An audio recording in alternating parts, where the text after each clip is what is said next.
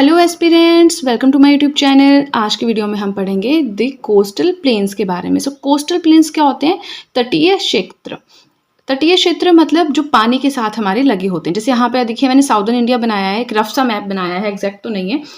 यहाँ पे हमारा अरेबियन सी आता है, यहाँ पे बे ऑफ बंगाल आता है। देखिए यहाँ पे लिखा भी है अरब की खाड़ी है और बंगाल की खाड़ी आता है, मतलब ये वाटर बॉडीज हैं। तो इसके साथ में जो क्षेत्र लगता है, सारा एरिया जो बाउंड्री लगती है, उसे हम कहते हैं कोस्टल प्लेन्स, राइट। तो सबसे पहले तो आपको ये समझना ज़रूरी है कि हम पढ़ क्या रहे हैं, राइट। हम इंडियन ज्योग्राफी पढ़ रहे हैं। इंडियन ज्योग्राफी में भी हम फिजियोग्राफी ऑफ इंडिया पढ़ रहे थे, जिसमें हमने समझा कि फिजियोग्राफी क्या होता है। उसके बाद हमने पढ़ा कि फिजियोग्राफिक डिविजन्स किए गए हैं इंडिया के, तो वो कौन कौन से हैं। हिमालयाज़ हैं, पेनिनसुलर प्लेटूज़ हैं, the great plains of India है, coastal plains and islands of India है।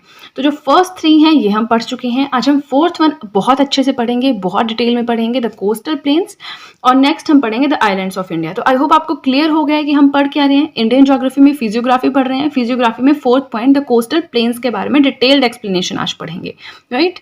देखिए यहाँ पे भी मैंने एक रफ सा मैप बनाया है साउदर्न इंडिया का, जहाँ पे सारे कोस्ट आते हैं। जैसे कि हमारा कोंकण कोस्ट है, कन्नड़ कोस्ट है, मालाबार कोस्ट है, कोरोमंडल कोस्ट है, उत्तरी सरकार है, नॉर्दर्न सरकार है।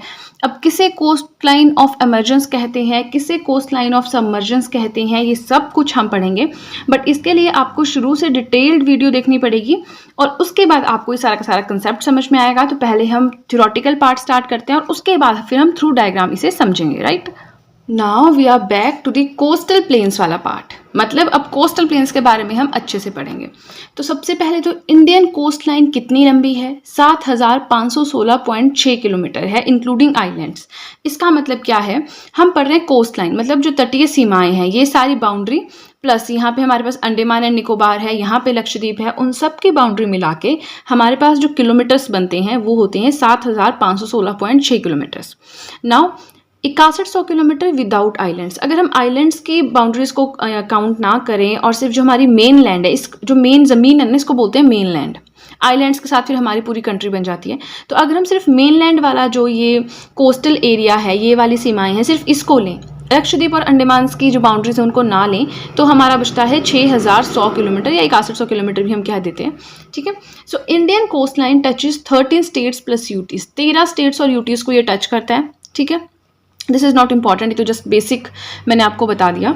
उसके बाद है India is a country surrounded by the sea on 3 of its sides. India एक ऐसी कंट्री है जो समुद्र से घिरी हुई है, इसकी 3 साइड्स पे। समुद्र कह लीजिए, बंगाल की खाड़ी कह लीजिए, अरब सागर कह लीजिए, जो भी आपको लगता है ना। क्योंकि देखिए इसके नीचे इंडियन ओशन आता है, यहाँ पे बे ऑफ बंगाल है, यहाँ पे अरेबियन सी है। तो इस तरह से इसके सारे साइड आप कह सकते हैं वाटर बॉडीज है, 3 साइड, ठीक है। तो इंडिया एक ऐसी कंट्री है जो 3 साइड से वाटर बॉडीज से या 3 चीज से घिरा हुआ है। Now on the basis of location, location के बेसिस पे हम जो कोस्टल प्लेन्स हैं इसे 2 पार्ट्स में डिवाइड करते हैं। और वो कौन कौन से हैं? Eastern coastal plains and western coastal planes. किसके हिसाब से? लोकेशन के हिसाब से। तो मैंने आपको डायरेक्शंस के बारे में बहुत अच्छे से बताया है, एक बार हल्का सा बता देती हूँ। आप ऐसे प्लस का साइन लगाते हैं, सीधे हाथ की तरफ आपकी पूर्व दिशा आती है यानी ईस्ट, और उल्टे हाथ की तरफ आपकी पश्चिम दिशा आती है यानी कि वेस्ट। तो जो ये ईस्ट वाला कोस्टल प्लेन है इसे कह दिया ईस्टर्न कोस्टल प्लेन, और जो ये वेस्ट वाला है इसे कह दिया वेस्टर्न कोस्टल प्लेन। अब देखिए यहाँ पे मैंने ई लिखा है ईस्टर्न कोस्टल प्लेन के लिए और डब्ल्यू लिखा है वेस्टर्न कोस्टल प्लेन के लिए, ठीक है। पूर्वी और पश्चिमी तटीय क्षेत्र आप कह सकते हैं। अब आपको समझ आ गया हमारे कोस्टल प्लेन्स कितने तरह के हैं, तो बेसिक सी होगा, आपको पहले से ही पता होगा। अब हमें जो नेक्स्ट पढ़ना है वो क्या है? वो है ईस्टर्न कोस्टल प्लेन्स के बारे में, कि जो ईस्टर्न कोस्टल प्लेन्स होते हैं इनके बारे में थोड़ी बेसिक सी इन्फॉर्मेशन। तो देखिए ईस्टर्न कोस्टल प्लेन मतलब इस साइड सीधे हाथ वाला, तो ये इस तरह से हमारा मैप बनता है इंडिया का, राइट। तो इसके नॉर्थ में क्या आता है? वेस्ट बंगाल, और साउथ में क्या आता है? तमिलनाडु। तो वेस्ट बंगाल नॉर्थ से लेकर तमिलनाडु साउथ तक ये चलता है। बीच में आ गए हमारे Orissa and Andhra Pradesh, right. Now कुछ इंपॉर्टेंट चीज़ें यहाँ पे लिखी हैं तो उनको डिस्कस कर लेते हैं। Reverse like Mahanadi, Godavari, Krishna, Kaveri form deltas in eastern coastal planes. जो ईस्टर्न कोस्टल प्लेन्स है वहाँ पे महानदी, गोदावरी, कृष्णा, कावेरी ये सारी नदियाँ डेल्टा बनाती हैं। डेल्टाज क्या होते हैं हम जब भी हम नेक्स्ट पेज पे जाएंगे तब पढ़ेंगे, पर थोड़ा सा और पढ़ लेते हैं इसके बारे में। जो ये डेल्टाज होते हैं very fertile and productive for agriculture, बहुत ही ज़्यादा फर्टाइल होते हैं, उपजाऊ होते हैं और प्रोडक्टिव होते हैं खेती बाड़ी के लिए। ठीक है।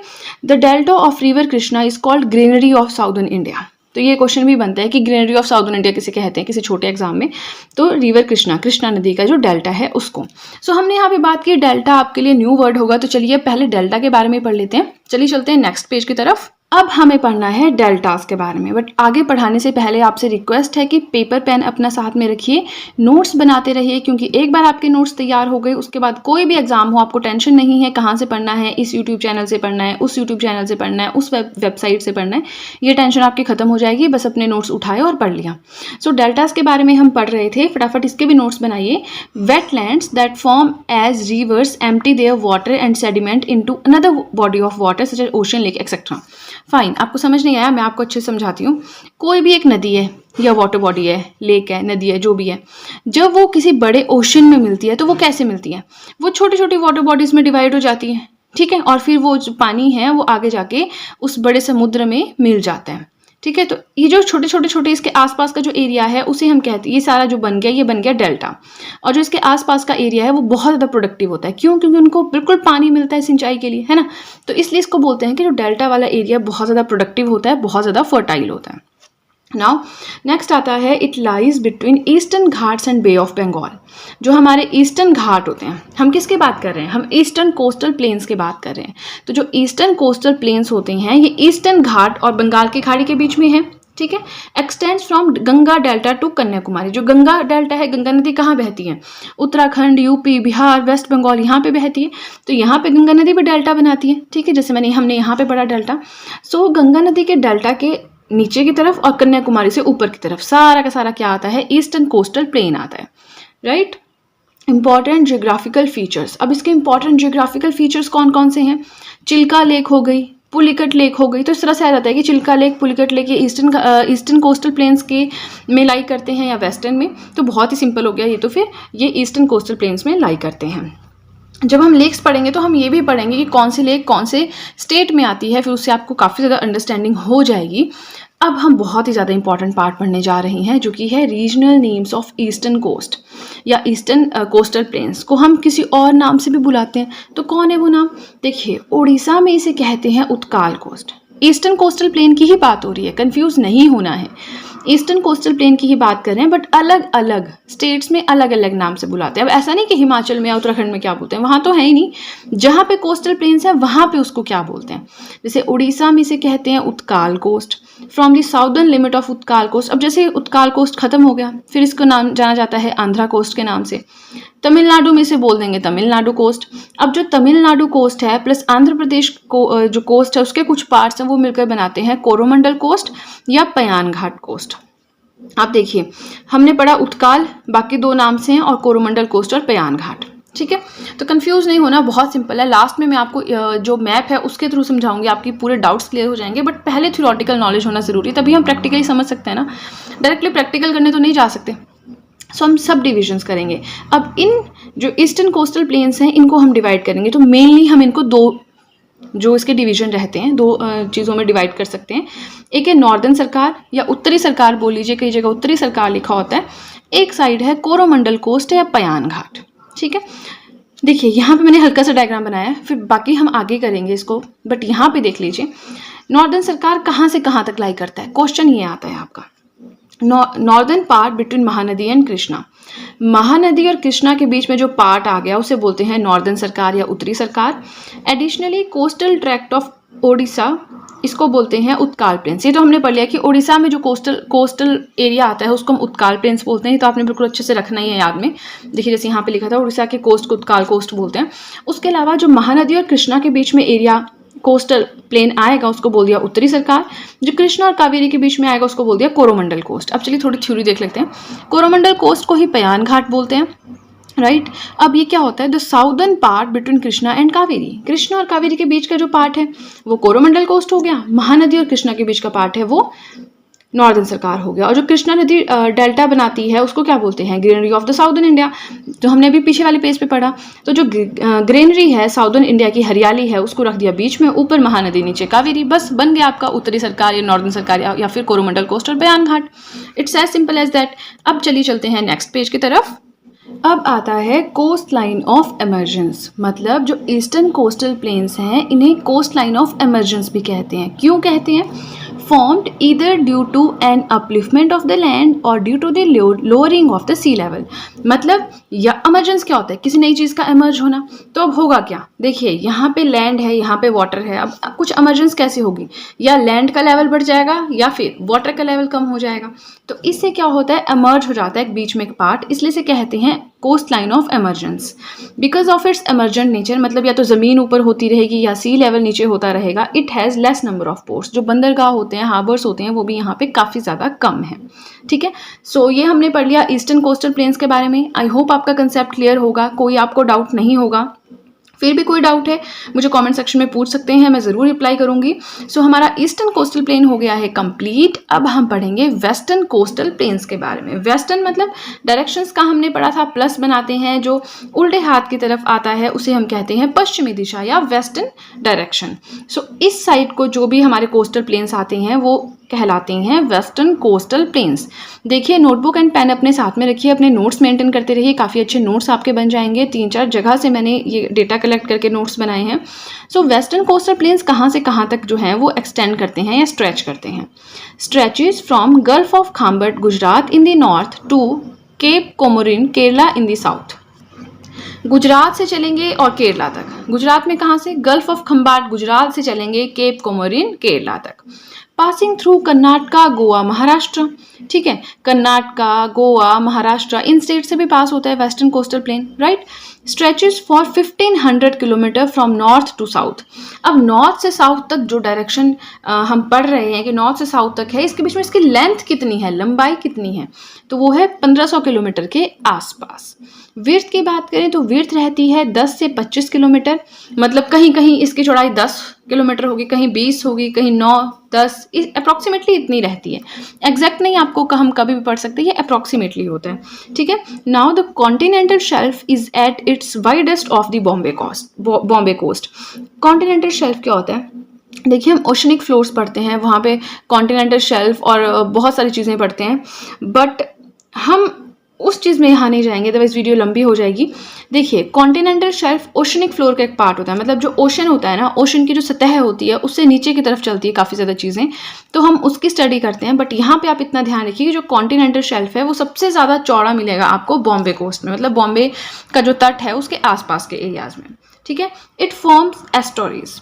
यहाँ पे जो भी नदियाँ बहती हैं, जैसे नर्मदा है, तापी है, वेस्टर्न कोस्टल प्लेन या वेस्टर्न एरियाज में कौन कौन सी नदियाँ बहती हैं जो अरब की खाड़ी में जाती हैं? मैंने आपको ट्रिक बताई थी नमस्ते की, NMSTE, ई को साइलेंट रखना है, बाकी 4 से नदियाँ बनती हैं। N से नर्मदा, M से माही, S से साबरमती, T से तापी, E से कुछ नहीं। तो जो ये 4 नदियां हैं ये वेस्टर्न, जो इंडिया का वेस्टर्न पार्ट है वहाँ पे जाके सबमर्ज होती हैं, मतलब अरेबियन सी में या अरब की खाड़ी में जाती हैं। तो ये क्या बनाती हैं? एस्टोरीज बनाती हैं। जो ईस्टर्न फ्लोइंग रिवर्स होती हैं जैसे महानदी, गोदावरी, कृष्णा, कावेरी, अभी हमने पढ़ा, वो क्या बनाती हैं? डेल्टास बनाती हैं। डेल्टास की जो ज़मीन होती है वो काफ़ी ज़्यादा फर्टाइल होती है, सुटेबल होती है फॉर एग्रीकल्चर। लेकिन जो एस्टोरीज होती हैं ये बनती हैं वेस्टर्न एरियाज में। ठीक है, नर्मदा, तापी, माही, साबरमती, इन सबके। It is narrower than the eastern coast. जो वेस्टर्न कोस्ट है ये थोड़ा कम चौड़ा है ईस्टर्न कोस्ट के कंपैरिजन में, राइट। अब देखिए जो ये हमारा वेस्टर्न कोस्टल प्लेन है इसको आप 4 पार्ट्स में डिवाइड कर सकते हैं। किस किस में?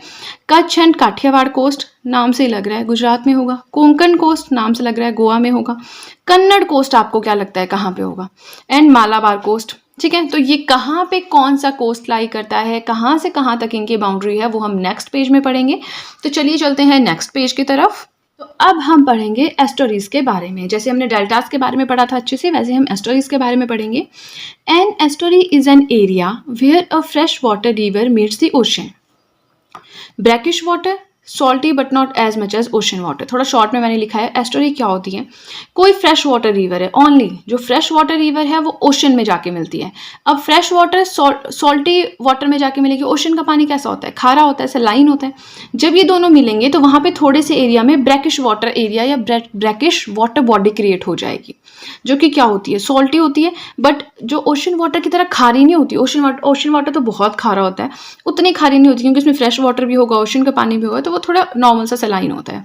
ठीक है, ये हमने पढ़ लिया एस्टोरीज के बारे में।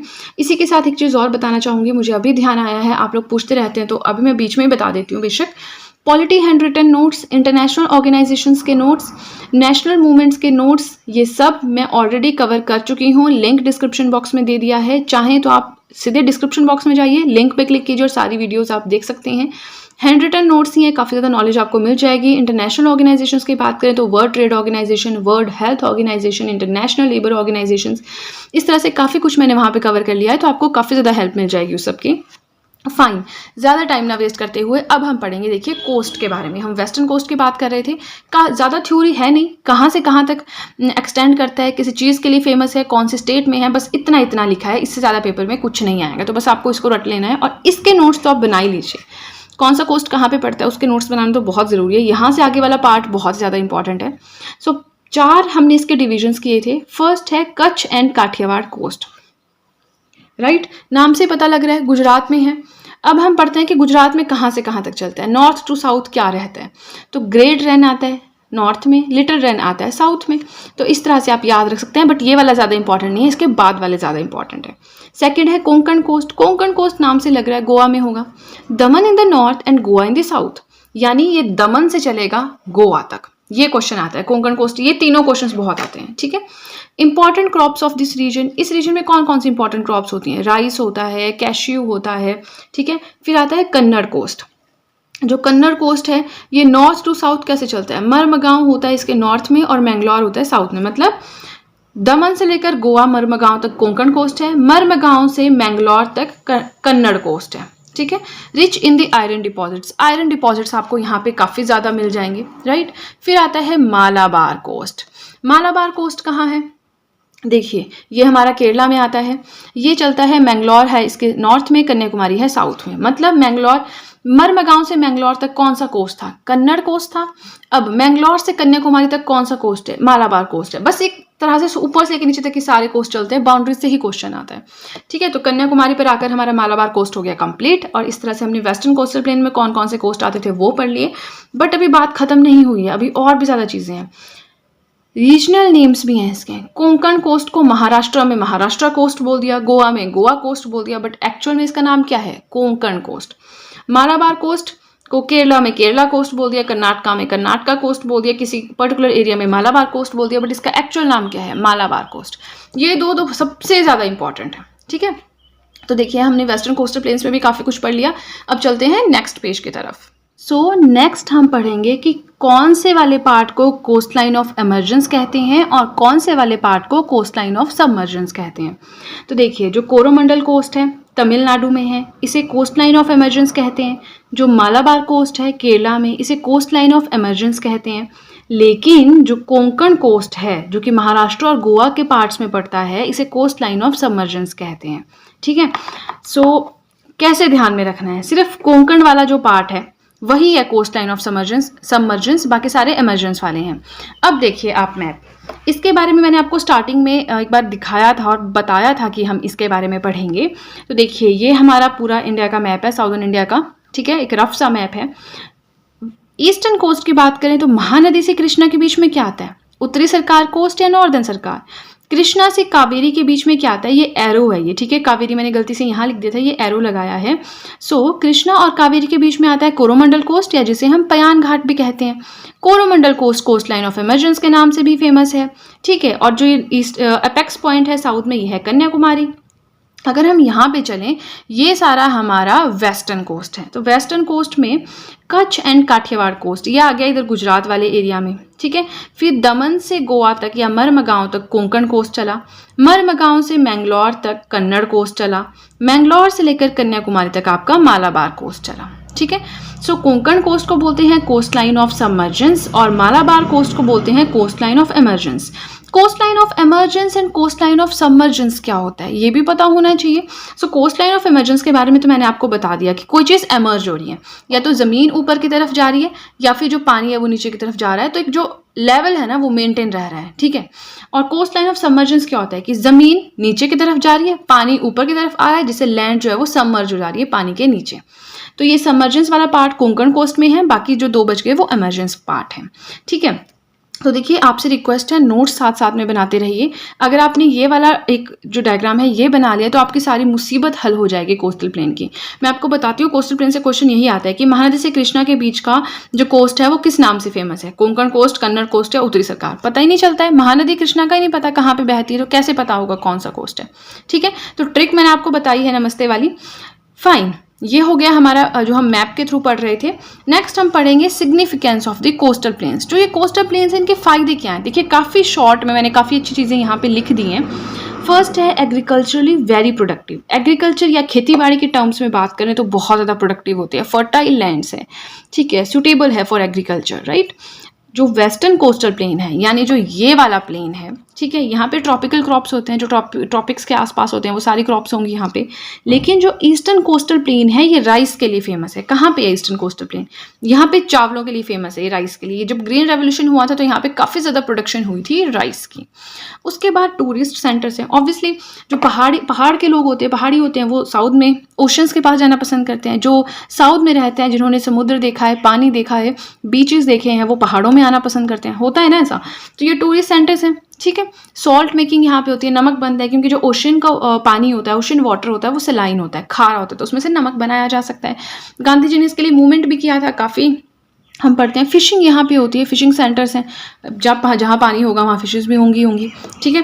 ये सेंटर्स ऑफ कमर्स हैं, व्यापार यहाँ से होता है, ठीक है। तो ये हमारा जो पूरा का पूरा पार्ट था ये हो गया है कंप्लीट ईस्टर्न कोस्टल प्लेन्स का। हम फिजियोग्राफी ऑफ इंडिया पढ़ रहे थे, उसमें हमने काफ़ी कुछ पढ़ लिया। अब एक ही पार्ट बचता है द आइलैंड्स ऑफ इंडिया। उसे भी मैं कोशिश करूँगी कि ज़्यादा से ज़्यादा उसमें मटीरियल काफ़ी ज़्यादा वेबसाइट से, बुक्स जो मेरे पास हैं उन सब से कलेक्ट करके नोट्स बनाऊँ, ताकि आपको फिर कहीं इधर उधर जाने की ज़रूरत ना पड़े। बस आप वीडियो को पॉज करें और नोट्स बनाते रहें साथ साथ में, ठीक है। काफ़ी ज़्यादा हेल्प हो जाएगी आपकी, और बस आपकी हेल्प करना चाहती हूँ। मैं चाहती हूँ कि सभी सब्जेक्ट्स के नोट्स मैं आपको अपने हैंड रिटन नोट्स के थ्रू बनवा दूँ। बेशक इसमें 5-6 महीने लग जाएंगे, बट नोट्स एक बार तैयार हो गए ना, फिर उसके बाद आपको भटकने की आवश्यकता नहीं पड़ेगी, राइट। सो आज की वीडियो के लिए इतना ही। आई होप आपको वीडियो अच्छी लगी हो। अगर आपको वीडियो अच्छी लगी है तब तो आपको अच्छे से पता है क्या करना है। जल्दी से कर दीजिए चैनल को सब्सक्राइब, बेल आइकन को कीजिए प्रेस, सो दैट मैं जैसे कोई वीडियो अपलोड करूँ आप तक एकदम से नोटिफिकेशन पहुँच जाए। वीडियो को लाइक करें, वीडियो का लिंक शेयर करें अपने फ्रेंड्स के साथ, and that's it guys, see you soon.